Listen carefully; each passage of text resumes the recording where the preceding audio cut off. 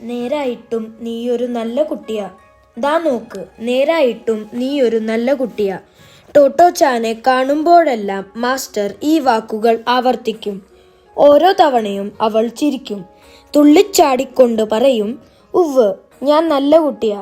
അങ്ങനെ തന്നെ അവൾ വിശ്വസിക്കുകയും ചെയ്തു. സംശയമില്ല, പലതുകൊണ്ടും ഒരു നല്ല കുട്ടിയായിരുന്നു ടോട്ടോച്ചാൻ. എല്ലാവരോടും കാരുണ്യത്തോടെ പെരുമാറും, പ്രത്യേകിച്ചും വികലാംഗരായ കൂട്ടുകാരോട്. അവൾ അവർക്കു വേണ്ടി ന്യായവാദം നടത്തും.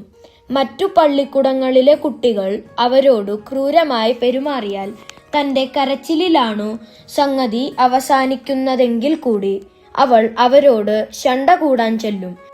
മുറിവേറ്റ ജന്തുക്കളോടും അവൾക്ക് അനുകമ്പയാണ്.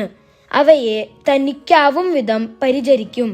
ഇതൊക്കെയാണെങ്കിലും അസാധാരണമെന്നു തനിക്ക് തോന്നുന്ന എന്തിൻ്റെയെങ്കിലും പിന്നാലെ തീവ്രമായി ജിജ്ഞാസയോടെ ഇറങ്ങിത്തിരിച്ച് അവൾ ചെന്നു വീഴാറുള്ള കുഴപ്പങ്ങളുടെ എണ്ണം വിരലിലെണ്ണാവുന്നതല്ല. അത് അധ്യാപകരെ തുടർച്ചയായി അമ്പരിപ്പിച്ചുകൊണ്ടിരുന്നു.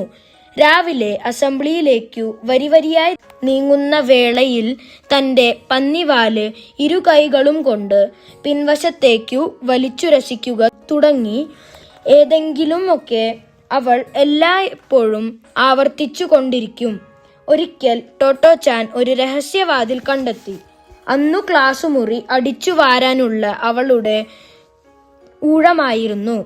അവളുടെ സൂക്ഷ്മനേത്രങ്ങൾ തറയിൽ ഒരു രഹസ്യവാതിലിന്റെ മുടിയിൽ ചെന്നു തറഞ്ഞു. അതു വലിച്ചു തുറന്നു ചവറുകൾ മുഴുവനും അവൾ ആ ദ്വാരത്തിലേക്കു നിക്ഷേപിച്ചു. ശരിക്കുമൊരു ട്രെയിൻ ആയിരുന്ന കാലത്ത് അതിന്റെ യന്ത്ര സംവിധാനം പരിശോധിക്കാനുള്ള സജ്ജീകരണമായിരുന്നു യഥാർത്ഥത്തിൽ ആ വാതിൽ. അതു തിരികെ അടയ്ക്കാൻ അവർക്കു കഴിഞ്ഞില്ല. മറ്റുള്ളവർക്കും അതുണ്ടാക്കിയ തലവേദന ചില്ലറയൊന്നുമല്ല. ഇനി മറ്റൊരു സംഭവം നോക്കൂ. ഇറച്ചിക്കൊളുത്തിൽ തൂങ്ങിക്കിടക്കുന്നതെങ്ങനെയെന്ന് ആരോ അവൾക്കു വിവരിച്ചു കൊടുത്തു. അവൾ നേരെ ചെന്ന് എക്സർസൈസ് ബാറിന്റെ ഉയരത്തിലേക്കു വലിഞ്ഞു കയറി ഒറ്റക്കൈയിൽ കീഴ്പോട്ടു ഞാന്നുകിടപ്പായി. ഒടുവിൽ അതുവഴി കടന്നുപോയ ഒരു അധ്യാപകൻ ആ കാഴ്ച കണ്ട് കാര്യമെന്താണെന്നു തിരക്കി. ഇന്നേ ഞാൻ ഇറച്ചിയാ, കടയില് തൂങ്ങിക്കിടക്കണ ഇറച്ചി. ശബ്ദമൊന്നുയർത്തി അതു പറഞ്ഞതും പിടിവിട്ട് പൊത്തോന്ന് താഴെ. ഭയം കൊണ്ട് അവളുടെ ചങ്കു പറഞ്ഞുപോയി. പിന്നീട് ആ പകൽ മുഴുവനും ഒരക്ഷരം ഉരിയാടാൻ അവൾക്കു കഴിഞ്ഞില്ല. ഇനിയുമുണ്ട് ഒരുപാട് സാഹസങ്ങൾ. കക്കൂസുകുഴിയിൽ ചാടിയതുപോലെ ഒരുപാട്. ഇത്തരം അബദ്ധങ്ങൾ അന്തമില്ലാതെ ആവർത്തിക്കുകയും ശരീരം മുറിയുകയും ചതയുകയും ചെയ്തിട്ടും മാസ്റ്റർ അവളുടെ അച്ഛനമ്മമാരെ വിളിച്ചു വരുത്തിയില്ല. മറ്റു കുട്ടികളുടെ കാര്യത്തിലും ഇതേ സമീപനം തന്നെയായിരുന്നു അദ്ദേഹത്തിൻ്റെത്. പ്രശ്നങ്ങൾ എല്ലായ്പ്പോഴും മാസ്റ്റർക്കും കുട്ടികൾക്കുമിടയിൽ പരിഹരിക്കപ്പെട്ടു. ടോട്ടോച്ചാന്റെ ആദ്യ ദിനത്തിൽ അവൾ വിളമ്പിയ വിശേഷങ്ങൾക്കു കാതുകൊടുത്തു. 4 മണിക്കൂറോളം ഒരേ ഇരുപ്പിരുന്നു. ആ മട്ടുണ്ടല്ലോ, അതുതന്നെയാണ് ടോമോ വിദ്യാർത്ഥികൾക്കിടയിൽ ഏതു പ്രശ്നത്തിലും അദ്ദേഹം പിന്തുടർന്നത്.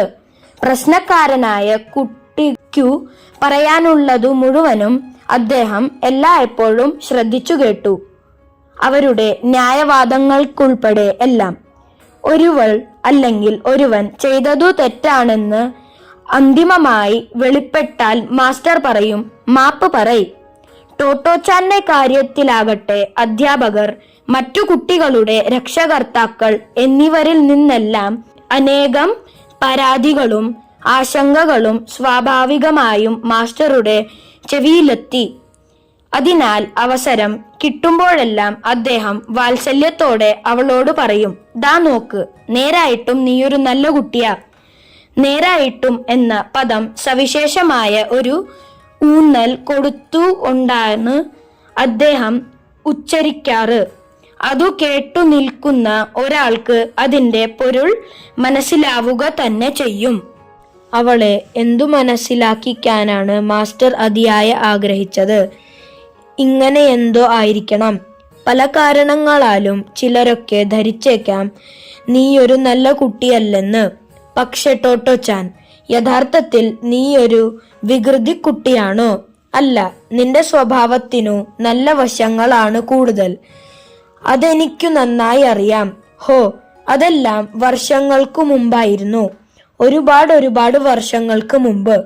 യഥാർത്ഥത്തിൽ അദ്ദേഹം എന്താണ് ഉദ്ദേശിച്ചതെന്ന് അവൾക്കു മനസ്സിലാക്കുന്നതിനും ഒരുപാട് മുമ്പ്. സൊസോക്കു കൊബോയാഷി എന്ന ഹെഡ്മാസ്റ്ററുടെ ശരിയായ അർത്ഥം അന്നവൾക്ക് വ്യക്തമായിരുന്നിരിക്കാം. എങ്കിലെന്ത്? അന്നേ അവളുടെ മനസ്സിലിന്റെ ആഴങ്ങളിൽ ഞാൻ നല്ല കുട്ടിയാണ് എന്ന ആത്മവിശ്വാസത്തിന്റെ വേരുകൾ അദ്ദേഹം നട്ടുപിടിപ്പിച്ചു. ചില തോന്യാസങ്ങളുടെ മുഴുകിയിരിക്കുമ്പോൾ പോലും മാസ്റ്ററുടെ വാക്കുകൾ അവളുടെ ഹൃദയത്തിൽ കിടന്നു മുഴങ്ങി. പലപ്പോഴും തന്റെ കുരുത്തം കെട്ട ചെയ്തികൾക്കു തിരിച്ചടിയാകുമ്പോൾ അവൾ നെഞ്ചിൽ കൈവച്ചു വിളിച്ചു, എന്റെ ഈശ്വര. അവളുടെ ടോമോ ജീവിതത്തിലുടനീളം കൊബോയാഷി മാസ്റ്റർ അത് ആവർത്തിച്ചുകൊണ്ടിരുന്നു. ടോട്ടോ-ചാന്റെ വരുംകാല വർഷങ്ങളുടെയാകെ ഗതി നിർണയിച്ച മർമ്മസ്പർശിയായ ആ വാക്കുകൾ. ടോട്ടോ-ചാൻ, നേരായിട്ടും നീയൊരു നല്ല കുട്ടിയാ.